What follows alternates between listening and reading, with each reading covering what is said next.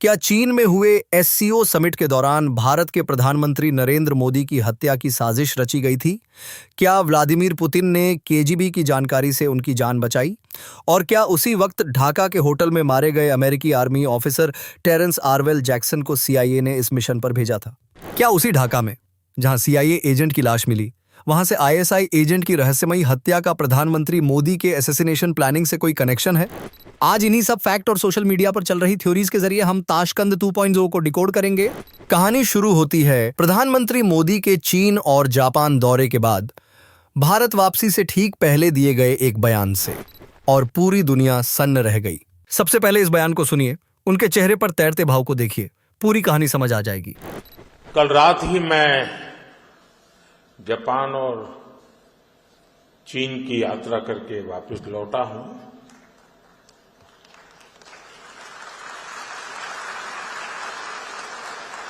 आप गया था इसकी ताली बजा रहे हो कि आया हूं इसकी ताली बजा रहे हो? प्रधानमंत्री ने जो इशारा किया उसकी शुरुआत होती है सितंबर 2025 को चीन के टियानजिन शहर से। एससीओ यानी शांघाई कोऑपरेशन ऑर्गेनाइजेशन का 25वां शिखर सम्मेलन। दुनिया की नजरें इस मंच पर थीं, जहां रूस, चीन, भारत, पाकिस्तान, ईरान और मध्य एशियाई देशों के प्रमुख एक साथ बैठे थे। एससीओ समिट के ठीक एक दिन पहले रूस की खुफिया एजेंसी एसवीआर, जो केजीबी का ही नया वर्जन है, उसने एक हाई लेवल थ्रेट अलर्ट जारी किया। इनपुट सीधा था, भारत के प्रधानमंत्री पर विदेशी एजेंटों द्वारा हमला किया जा सकता है। सूचना इतनी संवेदनशील थी कि इसे औपचारिक चैनल से नहीं भेजा गया, बल्कि सीधे राष्ट्रपति पुतिन के व्यक्तिगत सुरक्षा सलाहकार ने फोन किया। हमारे पास एक इंटरसेप्ट है। सीआईए से जुड़ा एक एजेंट जो पिछले हफ्ते ढाका में एक्टिव था, उसने कुछ ट्रिगर्स चीन भेजे हैं। कुछ बड़ा होने वाला है। भारत की एजेंसियों ने यह सूचना तुरंत पीएमओ तक पहुंचाई। रॉ प्रमुख ने फौरन सुरक्षा व्यवस्था बदल दी, लेकिन सार्वजनिक रूप से कुछ भी नहीं बताया गया। माना जाता है कि इसी वजह से मोदी की यात्रा के दौरान उनका मूवमेंट सीक्रेट रखा गया और कई इवेंट्स के टाइम्स बदले गए। अब कहानी में ट्विस्ट आता है। रॉ के टॉप एजेंट्स अब उस कथित एजेंट के पीछे मिशन शुरू करते हैं। कोई नहीं जानता मिशन क्या था या कहां था, लेकिन उसी हफ्ते एक बड़ी घटना घटती है।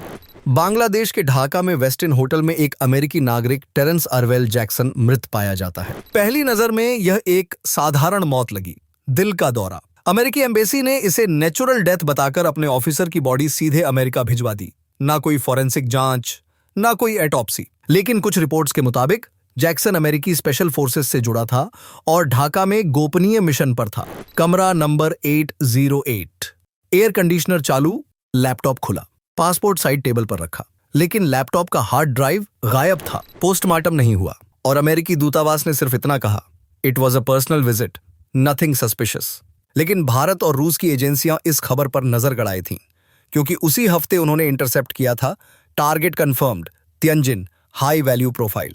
जब ढाका में यह सब हो रहा था, तब तक प्रधानमंत्री मोदी चीन में ही मौजूद थे। एससीओ समिट के तीसरे दिन सुबह तियानजिन इंटरनेशनल कन्वेंशन सेंटर के बाहर रूस के राष्ट्रपति पुतिन की बख्तरबंद लिमोजिन अचानक रुकती है। मोदी जी मंच के पीछे पहुंचते हैं, तभी एक रूसी अधिकारी उन्हें फुसफुसाकर कुछ कहता है। कुछ सेकंड बाद मोदी जी को पुतिन की कार में बैठते देखा जाता है। मीडिया कैमरे सिर्फ इतना दिखा पाए, पुतिन और मोदी एक ही कार में हैं और दोनों गंभीर मुद्रा में बात कर रहे हैं। बाद में रूसी सूत्रों ने कहा यह सिर्फ प्रोटोकॉल ड्राइव थी, लेकिन खुफिया हलकों में माना गया। उसी वक्त मोदी की सुरक्षा को लेकर real time threat input share हुआ था, और यहीं से जन्म लेती है ताशकंद 2 की थ्योरी। अब कहानी 1966 की ओर लौटती है। ताशकंद, जहां भारत के तत्कालीन प्रधानमंत्री लाल बहादुर शास्त्री रहस्यमयी परिस्थितियों में मारे गए थे। सोवियत संघ के शहर में शांति समझौते के बाद अचानक दिल का दौरा, न कोई पोस्टमार्टम, न कोई स्पष्ट जवाब। अब सोशल मीडिया पर नई थ्योरी घूमने लगी। क्या इतिहास खुद को दोहरा रहा है? क्या 2025 में चीन के टियानजिन में ताशकंद 2 की तैयारी थी? थ्योरी कहती है अमेरिका, जो रूस भारत की नजदीकियों से परेशान था, उसने चीन के मंच का इस्तेमाल कर भारत को संदेश देने की कोशिश की, क्योंकि अगर चीन में कुछ होता तो भारत और चीन के बीच जंग जैसे हालात बन जाते और रूस से भी दुनिया का भरोसा उठ जाता। यानी एक तीर से अमेरिका के 3 सबसे बड़े प्रतिस्पर्धी साफ। दावा है कि इसके लिए सीआईए के नेटवर्क ने ऑपरेशन ब्लू पाइन चलाया, जहां प्रधानमंत्री के काफिले पर पॉइंट अटैक होना था, जिसे रूस ने समय रहते विफल कर दिया। उधर केजीबी और रॉ ने सीआईए की साजिश को फेल किया। इधर ढाका में टेरेंस जैक्सन की मौत रहस्य बन गई। और उसी शहर के शेरेटन होटल से एक और खबर, एक पाकिस्तानी नागरिक मृत पाया गया। पहचान आईएसआई फील्ड ऑफिसर। ट्विटर पर एक पोस्ट वायरल हुई, a top Pakistani ISI agent has been found dead in Sheraton hotel of Dhaka. पहले सीआईए एजेंट की संदिग्ध मौत, फिर आईएसआई एजेंट की, और उसी समय एससीओ समिट में मोदी मौजूद। कुछ तो बड़ा खेल चल रहा था। क्या इसके पीछे तेजी से बदलता वर्ल्ड ऑर्डर था? क्या अमेरिका के हाथ से निकलती ताकत इसका कारण थी? क्योंकि 2025 में वैश्विक राजनीति में बड़े उलटफेर हुए। यूक्रेन युद्ध थमा, लेकिन रूस पर अमेरिकी प्रतिबंध जारी थे। अमेरिका अब इंडो पैसिफिक में भारत पर भरोसा कर रहा था, लेकिन भारत रूस से डील्स बढ़ा रहा था। यही वजह थी कि सीआईए के अंदर असंतोष था। भारत अमेरिका का दोस्त है, पर हथियार रूस से क्यों खरीद रहा? अब ढाका की कहानी में लौटते हैं। ढाका हमेशा से एजेंसियों का हॉटस्पॉट रहा है। यहां सीआईए, आईएसआई, रॉ, MI6 सब मौजूद रहते हैं। लेकिन अगस्त 2025 में वहां असामान्य हलचल देखी गई। कई डिप्लोमेटिक पासपोर्ट धारक 48 घंटे के लिए आए और लौट गए। कई फ्रंट ऑफिस खोले गए। ढाका पुलिस रिपोर्ट कहती है, टेरेंस जैक्सन की कंपनी टेट्रा ग्लोबल सिस्टम्स ने चीन से सिक्योर कम्युनिकेशन ट्रायल के लिए सैटेलाइट लिंक मांगा था। क्या यह महज तकनीकी प्रोजेक्ट था या किसी को मॉनिटर करने की तैयारी? कुछ सोशल मीडिया पोस्ट्स में दावा किया गया कि रूसी साइबर एजेंसी FSB ने एक सिग्नल पकड़ा। कोड नेम प्रोजेक्ट T2 संदेश में लिखा था, high value individual, arrival 10 Sept, Tianjin, window 3 hours, success probability 60%। यह मैसेज CIA के एक सब नेटवर्क से भेजा गया था। रूस ने तुरंत भारत के साथ साझा किया और इसी के बाद मोदी की सुरक्षा में रूसी टीम शामिल हुई। पुतिन ने खुद एस्कॉर्ट की जिम्मेदारी ली।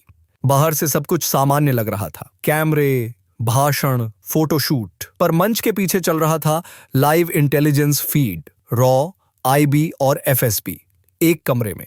और फिर सिग्नल आया, सिग्नल लॉस्ट, टारगेट न्यूट्रलाइज्ड। क्या किसी को पकड़ा गया था या साजिश करने वाले खुद मारे गए? कोई नहीं जानता, जब तक दिल्ली पहुंचकर प्रधानमंत्री मोदी ने हिंट नहीं दिया। कल रात ही मैं जापान और चीन की यात्रा करके वापस लौटा हूं।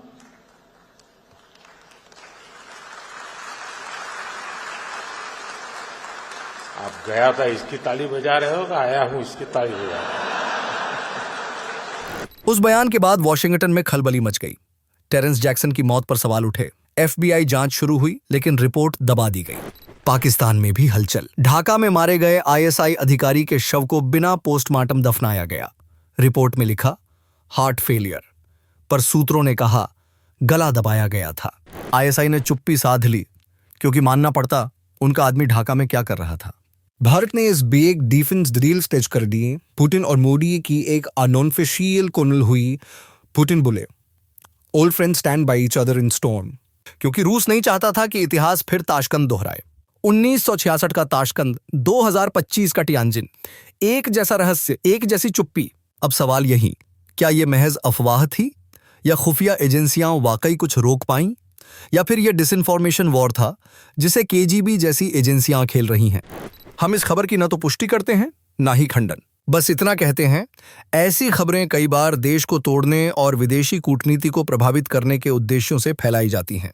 इसलिए सावधान रहें और अपने महान भारत की एजेंसियों पर भरोसा रखें, क्योंकि यह नया भारत है जो घर में घुसकर मारता है। जय हिंद, जय भारत।